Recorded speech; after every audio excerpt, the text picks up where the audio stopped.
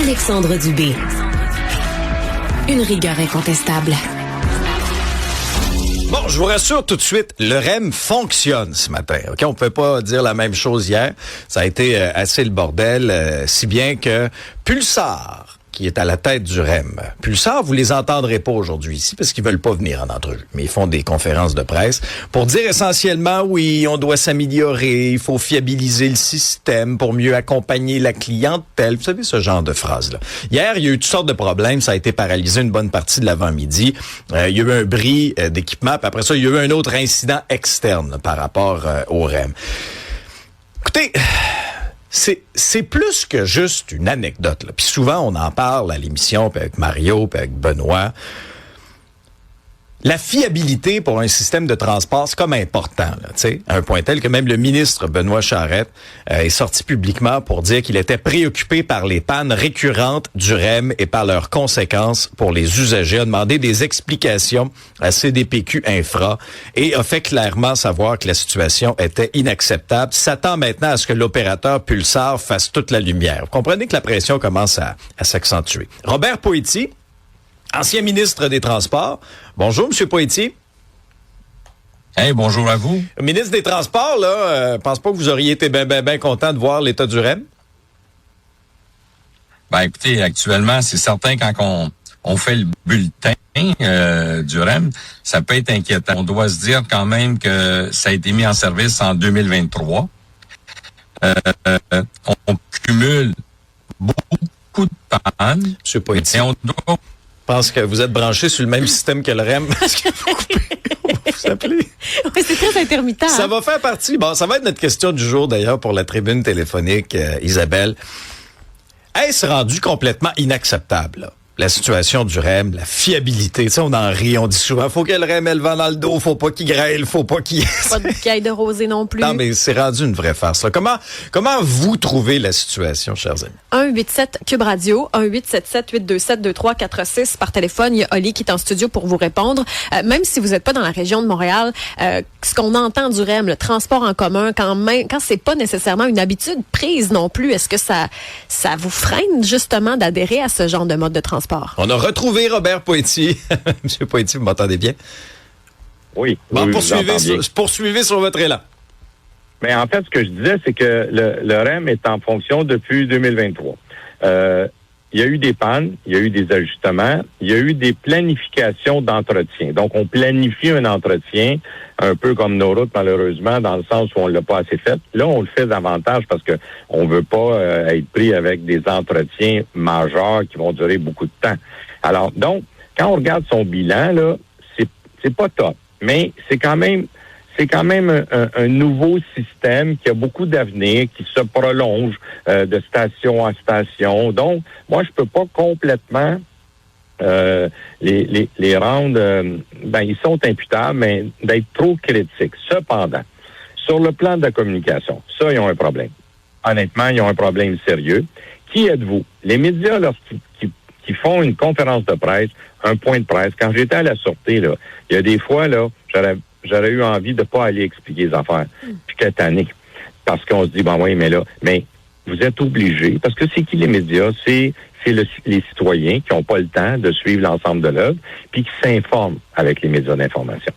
Et là, de décider de pas répondre à des questions, de décider qu'il n'y a pas de questions, ça, c'est inacceptable. Mais moi, je vais vous dire, franchement, M. Poëti, là, le critère numéro 1 pour le transport en commun, pour qu'à mon avis, ce soit attirant, entre autres, c'est la fiabilité, là. Là, c'est bien beau, là, vouloir nous dire, abandonnez la voiture, prenez le transport en commun, parce que j'aimerais ça savoir, moi, je vais-tu arriver au travail à l'heure? Est-ce que je vais même arriver au travail? Là, en termes de dommages réputationnels, le REM commence à être amoché, vous trouvez pas? Oui, bien sûr. Vous avez raison. Et là, je vais rester constructif, là, mais en moins de me tromper, on n'a pas eu de neige dernièrement, là. Pense pas. On n'a pas eu de glace dernièrement. Il a peut-être venté fort. Non, mais ça a l'air ironique, mais c'est ça pareil. Moi, j'ai un peu le sens de l'humour, même dans le côté dramatique à l'occasion, mais on peut pas, là, parce que nos hivers sont rigoureux. Puis moi, je me souviens, au début, moi, j'étais au transport qu'on a parlé de REM, là. Puis moi, j'avais des gens qui voulaient nous inviter à travers le monde, là, pour aller voir des REM qui étaient déjà installés. puis dans des beaux pays, là, je dis non, je dis moi, emmenez-moi à un endroit où il y a de la glace puis de la neige, parce que c'est ça notre réalité. Alors, le problème, il est là, dans le sens où la fiabilité, elle doit être là. Et notre métro de Montréal a fait ses preuves très rapidement. Après 40 ans, il n'existait même plus de pièces pour le réparer, puis on l'a inventé. Puis là, on a commencé à renouveler les wagons qui devaient durer 20 ans. Je veux dire, tu sais, c'est un succès, le métro de Montréal. Ben oui, il y a des pannes. Ben oui, ça marche, c'est électrique, mais en même temps, il faut comprendre l'ampleur de la situation. Le REM, c'est majeur. C'est un beau, grand projet. Mais si on peut pas s'y fier, on va prendre notre voiture. Fait que je pense qu'ils ont besoin peut-être de temps, mais là, il commence à manquer le temps. Puis les explications sont caduques et quand il y a des explications. Et ça, là-dessus, Pulsar, moi, je vous le dis depuis le début, bon, j'ai une petite déformation de communication, là, ils sont excessivement mauvais. Excessivement mauvais dans leur porte-parole, excessivement mauvais dans leur communication.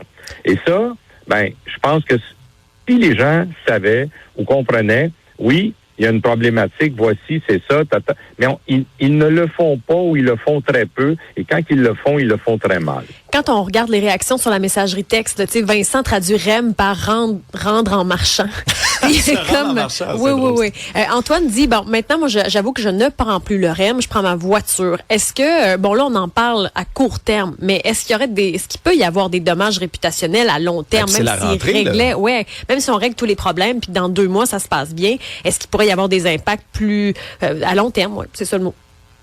Ben, moi, à long terme, j'espère que non. Je vais être honnête avec vous. On s'est doté d'un transport collectif assez intéressant. Moi, mon idée du départ, vous le savez, là, je suis celui qui a poussé pour le REM, là, puis qui a fait l'entente avec Michael Sebia, parce que le gouvernement, on n'avait pas d'argent pour faire ça. Et c'est la Caisse de dépôt qui a levé la main après une discussion que j'avais avec M. Sebia.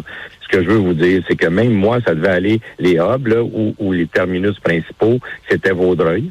Et c'était Repentigny. Pour que ça soit convivial pour tout le monde, qu'on traverse du nord au sud, d'est en ouest, mais maintenant, la fiabilité, elle est essentielle. Je pense que tu peux pas, moi je me dis, là, vous avez un problème, c'est correct. Vous avez un autre problème, c'est correct, c'est nouveau. Mais si vous avez 5 fois le même problème, là, il va pas falloir que vous appliquiez la même réparation. Ça fait 5 fois. Fait que je pense qu'on est devant ça actuellement où il n'y a peut-être pas de décision de prise. Puis là, je fais rien que spéculer, je sais pas.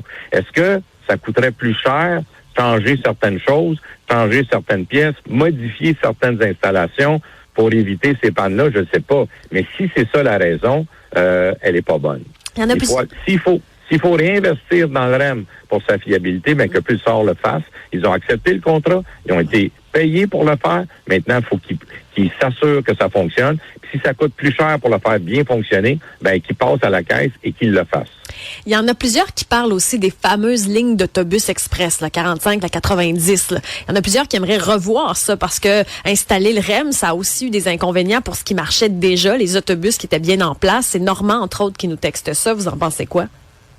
Ben, c'est sûr que les voies réservées pour les autobus ont été assez fantastiques, puis de plus en plus, on a des voies réservées pour les autobus un peu partout. Je déplore cependant qu'avant, on permettait que les autos électriques puissent y aller parce que c'est un incitatif. Maintenant, dans plusieurs cas, c'est plus possible. Mais en même temps, ce que je dis, c'est que oui, ça allait bien, ça. Puis les gens étaient contents, puis ils savaient qu'à quelle heure ils le prenaient. Maintenant, quand il y avait une tempête de neige, là, ça allait moins vite. Si admettons que l'autobus faisait défaut, ben là, oui, c'est une panne. Mais c'est récurrent sur le REM actuellement. Puis là, je l'ai dit, je me répète, ce qui joue contre eux actuellement, on a une température exceptionnelle. Alors, là, l'hiver, c'est un peu plus compréhensif. Là, ça marche pas. Honnêtement, ça marche pas. Robert Poetti, ex-ministre des Transports, merci beaucoup. Hey, j'ai une surprise pour vous autres dans quelques minutes. Le phénomène. En personne. Et physiquement, je le vois là. J'ai mon œil dessus. Benoît Dutrisac est dans la station. Il est là dans quelques minutes. Réaction, commentaire 187 Cube Radio.